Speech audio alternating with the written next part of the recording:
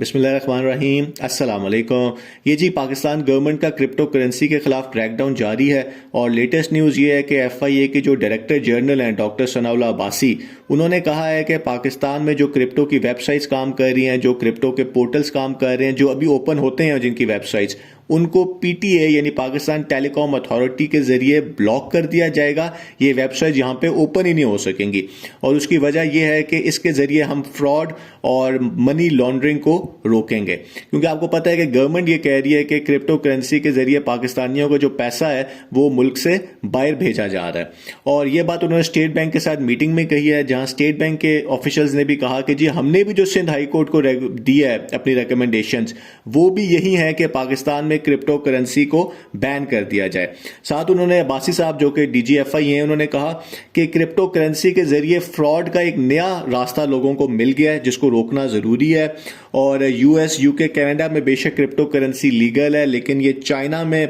Illegal है और हमारा जो फोकस है वो इस टाइम पे सिर्फ मनी लॉन्ड्रिंग और फ्रॉड है जो कि इसके जरिए हो रहा है, उसको रोकना।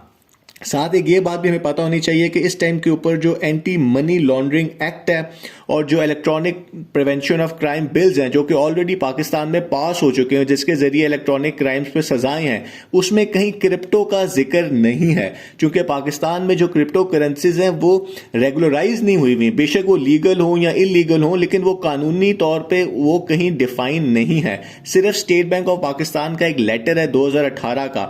जिसमें यह लिखा है कि जी क्रिप्टो करेंसी आप यूज ना करें, लेकिन उनके ऊपर कहीं सजाएं वगैरह नहीं है, जिसकी वजह से ही तो सिंध हाईकोर्ट कह रही है कि आप इसको रेगुलराइज करें। अब अब्बासी साहब ने यह भी कहा है कि जी एफआईए को बहुत ज्यादा क्रिप्टो के खिलाफ कंप्लेंट्स रिसीव हुई हैं। लोगों ने कहा है कि जी हमें क्रिप्टो के जरिए लूटा गया है, हमारे साथ स्कैम किया गया। आपको पता ही है कि काफी ये एप्स हैं, वेबसाइट्स हैं जिनके थ्रू लोग ट्रेडिंग करते हैं, इन्वेस्टमेंट करते हैं और वो पैसे लेके फिर फरार हो जाती हैं, एप्स बंद हो जाती हैं। और रिसेंटली जो फ्रॉड हुआ है जिसमें एचएफसी है, एचटी फॉक्स है, 11 एप्स हैं जिन्होंने कोई $100 मिलियन का कहा जा रहा है कि 16 अरब रुपए का नुकसान हुआ है लोगों को, तो उसकी वजह से भी गवर्नमेंट ने काफ़ी क्रैकडाउन किया हुआ है। और इससे पहले तो जो बयान आ रहे थे वो एफआईए के डायरेक्टर के आ रहे थे, लेकिन ये तो एफआईए के सबसे सीनियर ऑफिसर्स हैं, डॉक्टर सनाउल्लाह अब्बासी जो हैं, उनका भी अब ये बयान आ गया कि पाकिस्तान में क्रिप्टो को हमने इलीगल करना है। अब सवाल ये है कि क्या क्रिप्टो को आप बैन कर सकते हैं? देखें, गवर्नमेंट का ख्याल है कि इसके जरिए फ्रॉड हो रहा है, लेकिन काफ़ी सारे लोग हैं जो कि क्रिप्टो इसलिए खरीद रहे हैं ताकि जो रुपया है उसकी वैल्यू तो दिन ब दिन डाउन हो रही है, लेकिन लोग अपने रुपयों को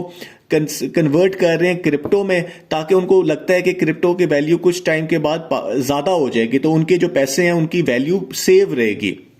तो गवर्नमेंट को चाहिए कुछ इस तरह का रास्ता निकाले कि जो ये फ्रॉड हो रहा है इनके जरिए उनको रोका जाए, लेकिन जिन लोगों ने सिर्फ अपने एज एन इन्वेस्टमेंट या अपने पैसों को सेव करने के लिए, क्योंकि अदरवाइज तो जो आज का 100 रुपया है वो हफ्ते 2 हफ्ते बाद ही उसकी वैल्यू डाउन हो रही है, तो उसको लोग अपना पैसों को प्रोटेक्ट कर सके। क्योंकि आपको पता है कि जब आप किसी चीज़ को बहुत ज़्यादा रोक देते हैं तो उससे भी कोई फ़ायदा नहीं होता। हमने देखा है कि आप चीज़ें लोग वेबसाइट बंद करते हैं, लोग वीपीएन के जरिए उस साइट्स पर पहुंच जाते हैं, और उसके अलावा अगर आप किसी चीज़ को रोक देंगे तो वो 2 नंबर तरीके से भी क्रिप्टो का काम स्टार्ट हो जाएगा, तो वो और ज्यादा गवर्नमेंट को प्रॉब्लम क्रिएट कर सकता है और उसमें और ज्यादा लोगों का नुकसान हो सकता है, और लोग फिर बहुत ज्यादा हुकूमत के पास डर के मारे जाएंगे भी नहीं कि भी हमने एक इलीगल काम किया है। तो इसका दरमियानी रास्ता ही कोई गवर्नमेंट को निकालना चाहिए ताकि लोगों का नुकसान ना हो। बहुत बहुत शुक्रिया।